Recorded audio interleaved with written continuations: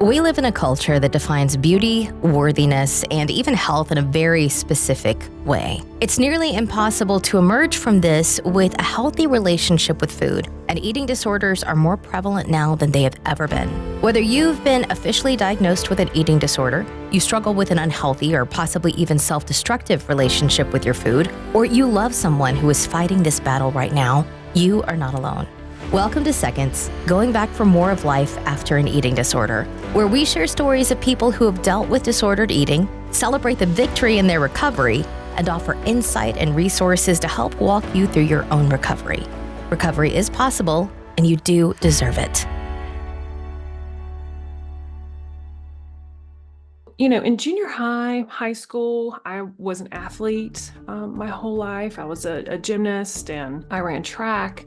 And I watched my sister and my mom suffer a lot, feeling like they had to always be on a diet. I got pretty lucky that it really didn't hit me that I needed to change or kind of conform my body until I was in college, which is really interesting because I had this very kind of protective and piece of me, this part that was like, I'm not doing that, until I got to college and was a dietetics major. And my first true introduction to a diet that I did was through my nutrition program, which is pretty dangerous and not unheard of. So very weight-centrically trained as a dietitian. And I remember being so weak with this diet that I had to do through my program. We all had to pick one and do one, which I hope is not happening today. This is pretty dangerous. And I remember being so weak and dizzy that I almost passed out in the road.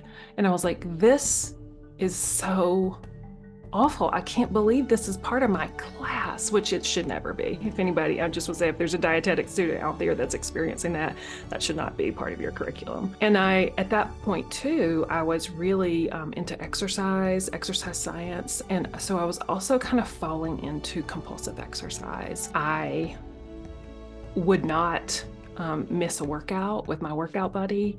I realized that that was a problem when I was supposed to go to a study group and skip the study group to go to my workout instead. And I ended up making a really bad grade on a final exam. And that was kind of my wake-up call. I'm like, whoa, I totally ditched a study group of a course that I really, really needed to do well in to just go work out. And that was kind of like, wow, what is going on here? I'm Mysti Jordan. I'm really excited. I'm joined on the podcast today by Leslie Schilling, and she is a registered dietitian. She's a sports nutritionist. She's a nutrition therapist. She counsels people who deal with disordered eating, and she has written this amazing book. It's called Feed Yourself, Step Away from the Lies of Diet Culture and Into Your Divine Design. Leslie, first of all, thank you for being here. Yeah, I'm glad to be here. Thanks for having me. I know this is something that you have dealt with in the past yourself. I had these seeds planted in a safe place, right? So like in my home growing up, in my programming as an undergraduate in nutrition. And then luckily that was quite the wake-up call. I'm like, okay, I'm not going to do that. The workout program that I was engaged in and wouldn't step away from when I made that really bad grade, I was like, wow, okay, this is not good.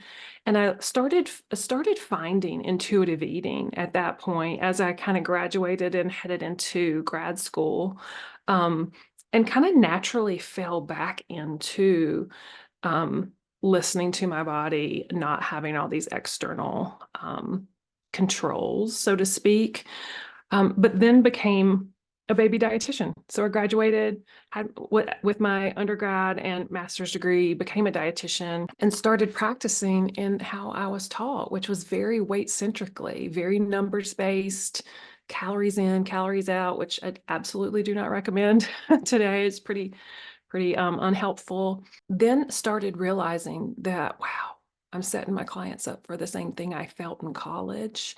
And luckily came under the supervision of some really lovely therapists who specialize in intuitive eating and eating disorders, and did my own therapy work and supervision, and kind of fell into a more intuitive eating, weight neutral based way of practicing and living.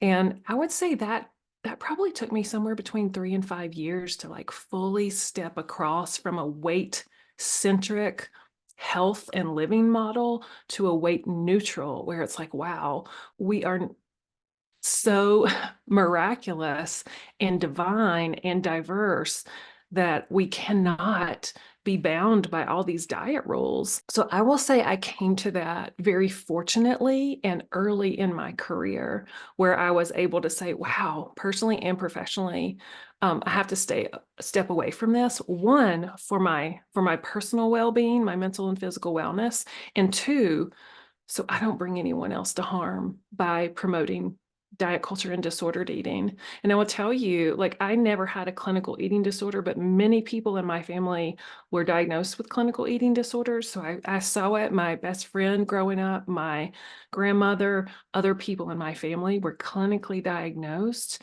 And I just want to say that typical dieting and disordered eating practices are so very common. And disordered. So it's like 75 to 78% of women in the US use unhealthy weight control behaviors and don't see it as disordered eating. So many people have a story that's very much like mine and never felt like they needed help because it wasn't clinical enough. However, it's disordered eating, and any level of suffering requires and deserves some external support to help move away from it. So that's my story, which is probably very similar to a lot of people who never thought they were sick enough to need help. Man, you hit on something there. Didn't think that you're sick enough to be helped. Because I went through the same thing, and I remember in the height of it, reading books, watching movies, not to move towards getting help, but to compare myself to those people and to learn tricks and to gauge how sick am I, how deserving of help am I. And I think that so many women go through that. And it also becomes this weird little competition of sorts too. But, you know, you talked about how there are disordered eating behaviors that we don't even recognize as that, because you're right. It is so prevalent in our culture. I would go so far as to say everybody watching, everybody listening knows somebody with an eating disorder, whether it's been diagnosed or not. So what are some disordered eating behaviors? I mean, people know the big ones, the restriction and the purging and the compulsive exercising, but what are some other behaviors that maybe we've just normalized, but it's actually a sign of a problem? People know, like I'm using my air quotes, that extreme dieting is dangerous. Therefore, we think just the simple calorie counting, being obsessed with closing our rings, being obsessed with MyFitnessPal, we think those things are benign, because we all know, I'm using my air quotes, that extreme dieting and crash dieting is awful. Therefore, we leave the door open for that really insidiousness that we think is common to keep harming us. And so skipping meals, being afraid of certain foods, for certain food groups, eliminating complete ingredients without food allergies or diagnosed intolerances, drinking coffee for a meal. Like, there's so many things that are disordered practices that we just ignore because it's kind of commonplace in our society. Or drink X amount of water so you don't eat whatever, ordering meals that are pre-made for you, so that are like super low calorie, so you can stay under, like, there's so much, like taking tons of supplements because you're afraid to just eat the food. Like, there are a lot of things that are so common are disordered eating practices. Common dieting as we know it is disordered eating. And I think like we have to make that really plain and really clear, because we get that advice to say, cut our calories back, or just lose X to X number of pounds. We get that in the safe places. We get that advice in doctor's offices, in dietitians' offices. And so we have to really be able to see diet culture and see how very, very common practices are, in fact, disordered. Diets don't work for the most part. They are designed to fail. And then we have a whole industry that when we fail at these diets that were never designed for our success in the first place, they blame us. The industry will say, you did it wrong. Now you need to try this product. Well, it's right. It's like creating a problem that you didn't have and selling you the solution, right? It's racketeering, but we're not willing to go after the diet industry for that.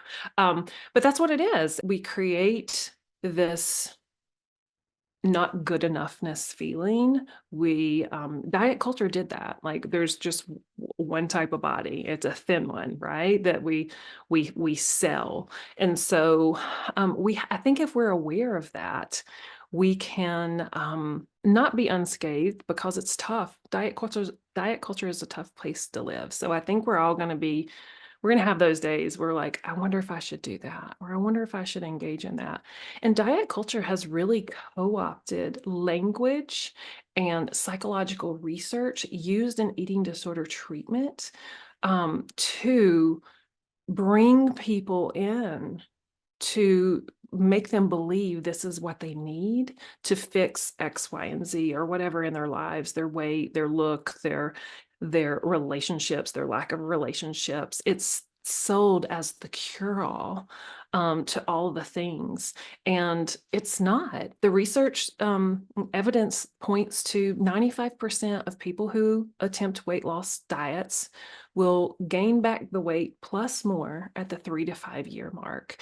If the FDA had to approve this stuff, and that's a whole nother story from with weight loss medicines, that's a whole other story. But if the FDA had to approve typical dieting as a recommendation, would your doctor write you a prescription for a diet and say, oh, by the way, in 3 to 5 years, you're going to be worse off. And metabolically, all those diseases that we blame on people being at a higher weight, you're at greater risk for them now because of weight cycling. So if we really, really were open to looking at the evidence, no health professional would recommend weight loss dieting like we do currently to people, because the evidence of harm is the same level of evidence, like the best level of evidence in the research world, like the highest, most superior type of science and research. We have the same level of evidence that dieting harms us, weight cycling harms us over time, that smoking causes cancer. And we have been complicit in the healthcare world in ignoring it. So diet culture keeps moving and blaming us for a system that is broken.